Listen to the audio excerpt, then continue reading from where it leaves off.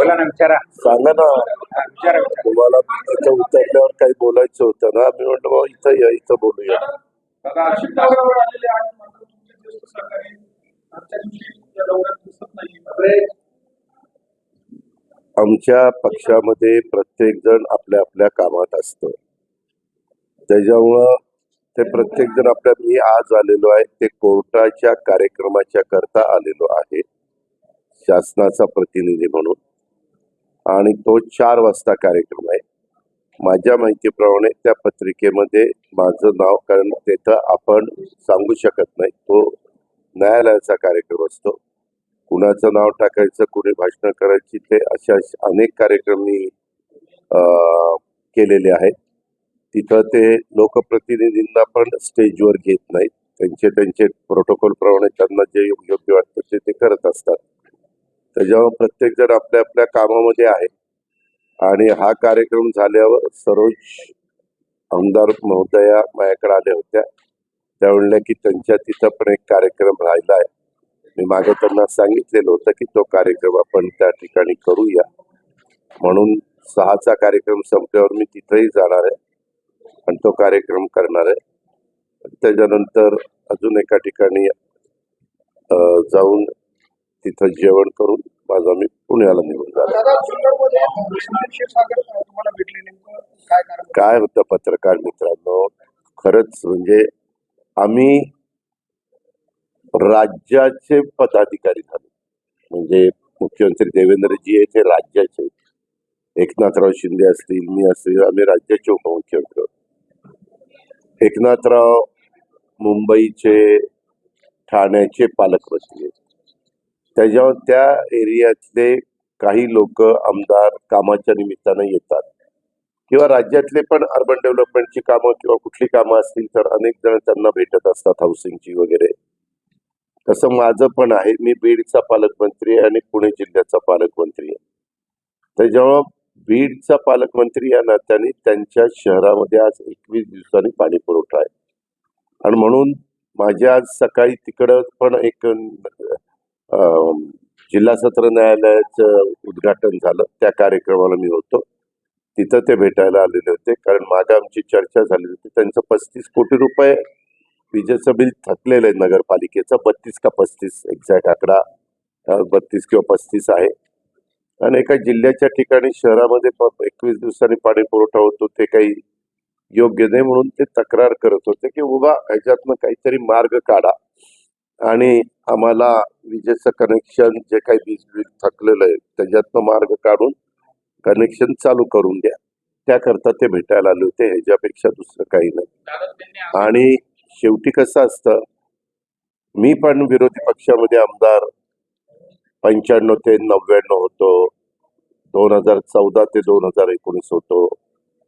त्यावेळेस मला पण काही काम असेल तर आम्ही तिथल्या जाऊन मंत्र्यांना भेटायचो. म्हणजे काही त्यामध्ये तसं काही लगेच हे नसतं की असं वेगळा अर्थ तुम्ही काढायचं काही कारण नाही असं मला वाटतं. ह्याच्यापेक्षा दुसरी कुठली चर्चा माझी झाली नाही, कारण तिथं अनेक जण आलेले होते.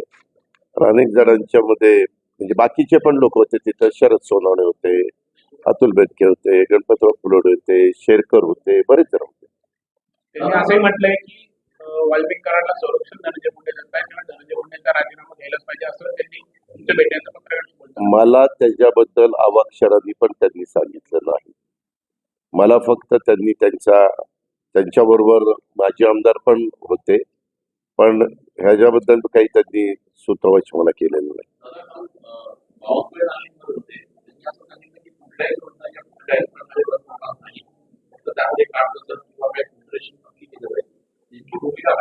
थोडीशी कळ काढा ना.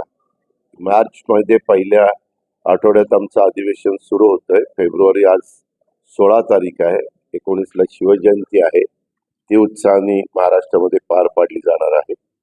आणि त्याच्यामुळं जे काही असेल अर्थसंकल्पामध्ये कॅबिनेट त्याबद्दलचा निर्णय घेईल आणि राज्याच्या वतीनं अर्थसंकल्प मी सादर करेल. त्यावेळेस आपल्याला कळेलच काय आहे काय नाही.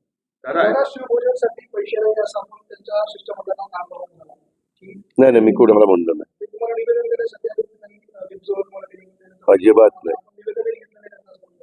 मी असं काही म्हटलेलं नाही. काही माझ्या नावाखाली हे पसरू नका, म्हणजे बातम्या पसरू नका. आज नाशिकमध्ये दादा खरं पालकमंत्री पदाचा पेच जो आहे तो काय मी महिना तुम्हाला कितीदा सांगतो, महाराष्ट्रातल्या पत्रकार मित्रांना सांगतो की पालकमंत्र्यांच्या बद्दल जे राज्याचे प्रमुख असतात, जे कोणी असतील, त्यांनी मंत्रिपदाचं वाटप करायचं असतं, खात्याचं वाटप करायचं असतं. कुणाला कुठं पालकमंत्री नेमायचा हा सर्वस्वी त्यांचा अधिकार असतो. ते आज नाही, वर्षानुवर्ष ते चालत आलेलं आहे. त्या पद्धतीनं देवेंद्रजींनी त्यात लक्ष घातलंय. लवकरच ते 2 जिल्ह्याचा पालकमंत्र्यांच्या बद्दलचा निर्णय घेतील. तो जो निर्णय घेतील तो सगळ्यांना मान्य असेल. तुमच्या नाशिकमध्ये जास्त आमदार आहेत बऱ्यापैकी. त्या तुलनेमध्ये नाशिकचा दावा तुमचा असणार आहे का? आम्ही महायुतीमध्ये काम करतो. आमचा कुठं दावा आहे कुठं नाही हे तुम्हाला सांगण्याचं कारण नाही. आम्ही आमच्या अंतर्गत मिटिंग जी महायुतीची होती त्याच्यामध्ये चर्चा करू आणि त्याच्यातनं सामोपचाराने आम्ही एकत्र आलो. हे राज्याचं हित, राज्याचं भलं आणि राज्याचा विकास करण्याच्या करता आलेलं आहे. केंद्र सरकार आमच्या विचाराचं आहे. स्वतः पंतप्रधान मोदी साहेब तिथं आहेत, अमित शाह साहेब आहेत, गडकरी साहेब आहेत, अनेक मान्यवर तिथं आहेत. मी सगळ्यांची नावं घेत नाही. आणि त्यांनी पण आम्हाला सांगितलेलं आहे. निवडणुकीच्या काळात पण ते आलेले होते. अनेक ठिकाणी त्यांच्या सभा झालेल्या आहेत आणि थम्पिंग मेजॉरिटी महायुतीला मिळालेली आहे. न भूतो न भविष्यती अशा प्रकारची मेजॉरिटी महाराष्ट्र राज्याची निर्मिती झाल्यापासून कधी कुठल्या सरकारला मिळाली नव्हती. ती या महायुतीला मिळालेली आहे. परंतु सातत्याने काही ना काही आमच्याबद्दल वेगळ्या बातम्या पसरवल्या जातात, विपर्यास केला जातो. वास्तविक तसं काही नाही. मागे आम्ही एकनाथराव शिंदेच्या नेतृत्वाखाली सरकार चालवत होतो. त्याच्यामध्ये आमच्याबद्दल वेगळ्या बातम्या पसरवल्या जातात, विपर्यास केला जातो. वास्तविक तसं काही नाही. मागे आम्ही एकनाथराव शिंदेच्या नेतृत्वाखाली सरकार चालवत होतो. त्याच्यामध्ये देवेंद्रजी उपमुख्यमंत्री आणि मी उपमुख्यमंत्री म्हणून काम करत होतो. बाकी मंत्री म्हणून काम करत होते. तसं आता देवेंद्रजी मुख्यमंत्री आहेत आणि एकनाथराव आणि मी उपमुख्यमंत्री म्हणून देवेंद्रजीच्या नेतृत्वाखाली या महायुतीच्या सरकारमध्ये काम करतोय आणि बाकीचे मंत्रीगण म्हणून काम करतायत. त्याच्यामुळं काही नाही. त्याच्यात आम्हीच सूत्रांच्या माहितीनुसार असं झालं. आता कालचीच गंमत सांगतो, आठवलं म्हणून. काल पोलीस खात्याचा तरंग म्हणून एक कार्यक्रम होता. मुंबईमध्ये पण तसा कार्यक्रम घेतला तसा पुण्याच्या सीपीने घेतलेला होता. देवेंद्रजी होते, मी होतो, चंद्रकांत दादा होते, मुरली केंद्रीय राज्यमंत्री होते, माधुरीताई मिसाळ होत्या, अनेक आमदार होते. तर त्याच्यामध्ये काहीतरी 13 कोटी रुपयाची 17 किलो का 17 कोटी रुपयाची 13 किलोचे दागिने हे ज्याला त्याला द्यायचं तिथं झालं. तर मी भाषणात असं म्हणालो की आता पोलिसांनी तुमचे दागिने जे चोरीला गेलेले होते ते पकडले आणि आता हे तुम्हाला मुख्यमंत्र्यांच्या साक्षीने दिले जात आहेत. तर आता ते दागिने जपून ठेवा. सारखं सारखं तुमचे दागिने जर चोरीला गेले तर पोलिसांना तेवढंच काम नाही. ज्यांना दागिने दिले त्यांच्याकरता मी बोललो, आता दुसऱ्यांच्या करता बोललो नाही. अजित पवारांनी एक वेगळंच काहीतरी स्टेटमेंट केलं, असं झालं. आता ह्याच्यात काय चुकलं? आपण काही हरवलं तर आपल्या घरात कुणी मोबाईल हरवला तर आपण मुलाला काय सांगतोय, बाबा आता हरवलं ते हरवलं, आता सापडलाय तो आता जपून ठेव, सारखं सारखं हरू नको असं म्हणतो ना. तसं त्यांना सांगितलं की बाबा लॉकर मध्ये सोनं ठेवा, ज्यावेळेस आपलं फंक्शन असतं त्यावेळेस काढा.